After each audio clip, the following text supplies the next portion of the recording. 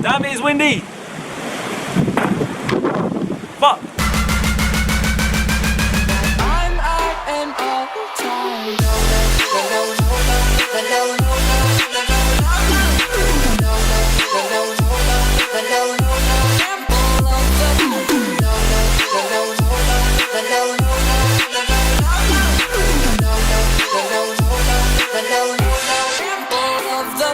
What's cracking, Jump Nation family? It's your boy Hiroshi, yes, aka the Jump Rope Coach. Welcome to episode 2 of my transition series, where I'm going to be giving you 5 killer tips to nail your timing down to a T. Remember guys, this series is all about making you look effortless, to make you look like bosses, to basically make the easy things look difficult and the difficult things look easy, if that kind of makes sense. So let's try to follow along with these 5 tips today, and I guarantee you with a little bit of hard work and patience, you will be definitely skipping a lot more better. The first point is just knowing your rope.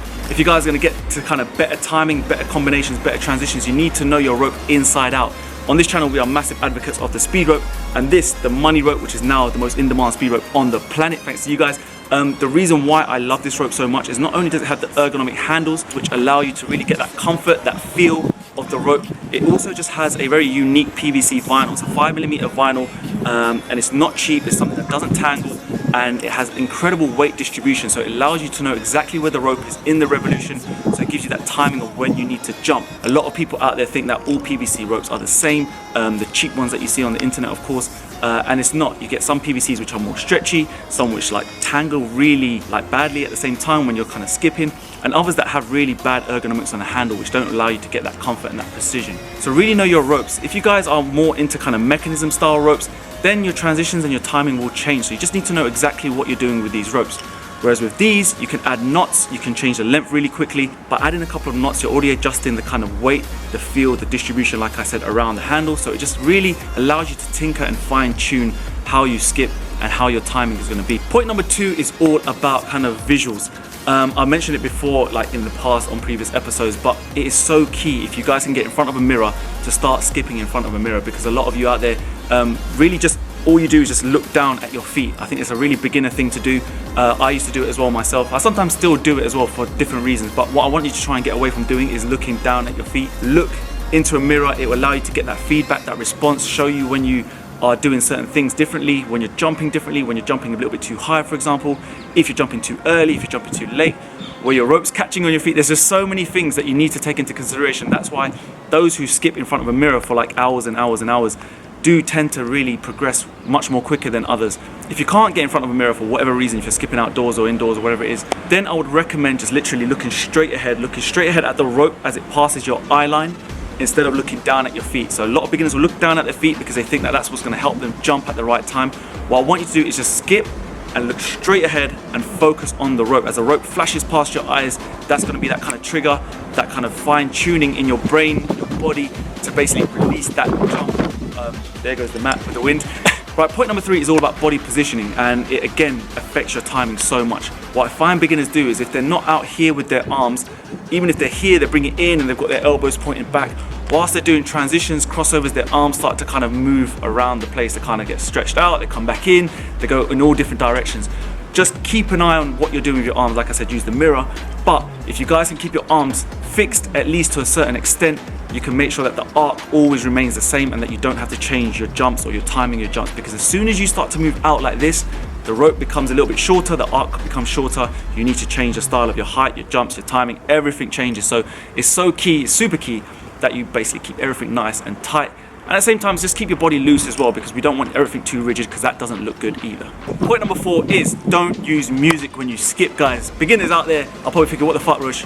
I want to listen to my tunes. I need my tunes. That's going to help me with my rhythm. Everyone tells me like tunes and rhythm and skipping all go together, and it does. Just got to listen to me on this one. You've got to trust me. Don't use music. Try it for a couple of weeks, or maybe at least a week. The early days, I never used to listen to any music. No headphones, no nothing.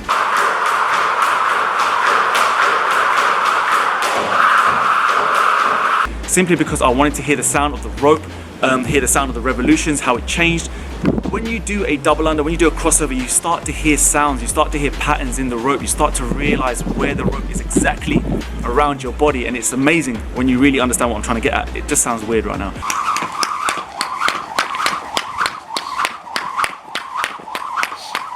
But believe me, just don't use no music.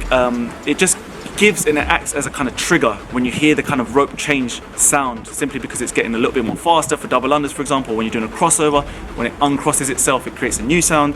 When it clips the floor as well, obviously when you're skipping, I like that clip. When I hear that sound of that clip, that's another trigger for me to jump.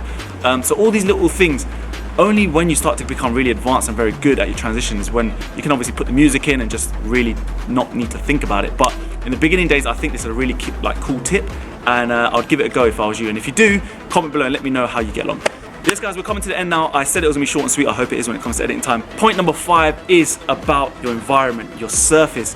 Mad key, super key, crucial. What people tend to do is they go from gyms to outdoors to wooden flooring to everything else.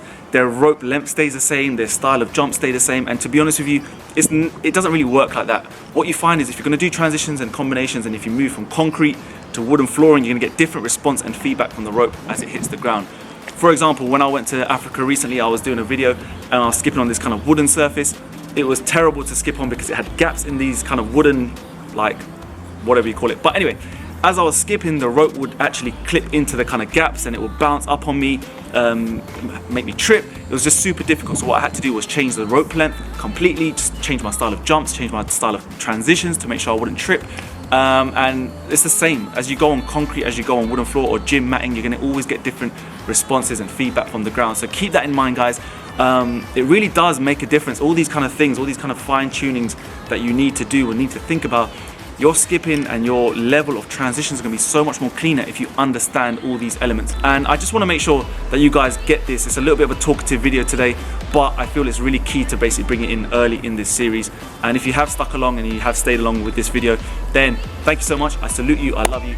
And if you haven't already, please subscribe, because right now this series, this channel, this brand, this movement is going to be so powerful in 2019. It's going to be even more powerful. We are taking over cardio and I want you guys to all join in. It is just incredible to see the community grow every single day, and I have a lot of love for you guys. So if I don't get another video out before Christmas, have a happy Christmas, have a happy holidays, whatever you guys are celebrating. Love from the whole RA team here. We've been working hard behind the clock. The website is now temporarily kind of suspended. You guys can still shop, but we're not going to be dispatching orders now for another week or so, just after New Year's Day. So guys, there will be a lot more content to come soon, so stay tuned. And without further ado, I'm going to see you in the next video. So take care of yourself, skip the treadmill, stay safe. Peace.